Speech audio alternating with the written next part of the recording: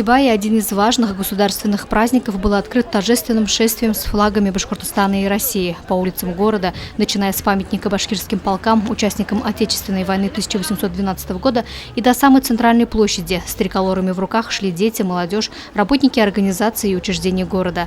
Развивающиеся на ветру флаги, ясная солнечная погода, словно на заказ, хорошее настроение участников шествия. Начало праздника выдалось удачным. Праздник, конечно, нужен.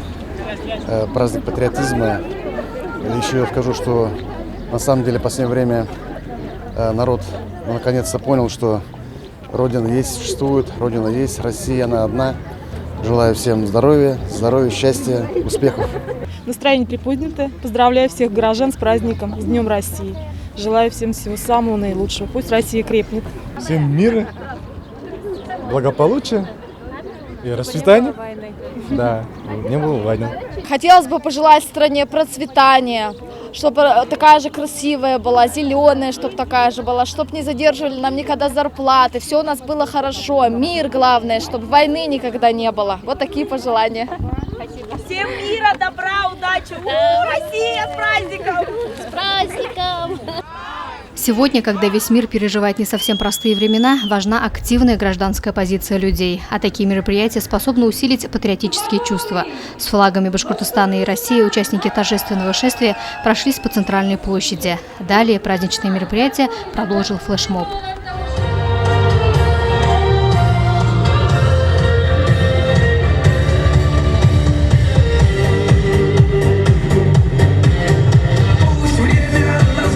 С государственным праздником, с Днем России, жителей и гостей города поздравил председатель Совета городского округа Юрий Лысенко.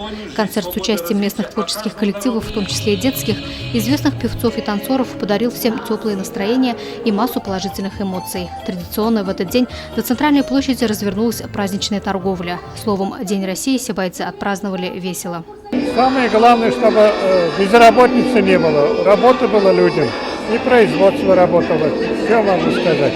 Производство будет работать, и люди хорошо будут жить. Для нашей России, наверное, это большой праздник. В общем-то, если раньше было объединение, мы, в общем-то, как говорится, жили всегда дружно, а сейчас еще тем более. У нас Башкирия страна многонациональная, и поэтому, я считаю, праздник очень большой.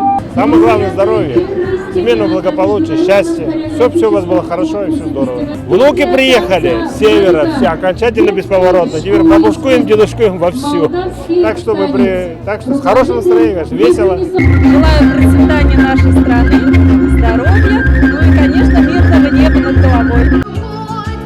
Таким запомнится очередной праздник, посвященный Дню России. Не стоит забывать, что День России – это хороший повод еще раз напомнить всем о ценности межнационального и межконфессионального мира, о том, что это прежде всего День единства. И каждому стоит еще раз задуматься о своем личном вкладе в будущее страны. Луиза Мустафина, Радмир Сингулов, Гульгина Раскильдина, телекомпания СТВ.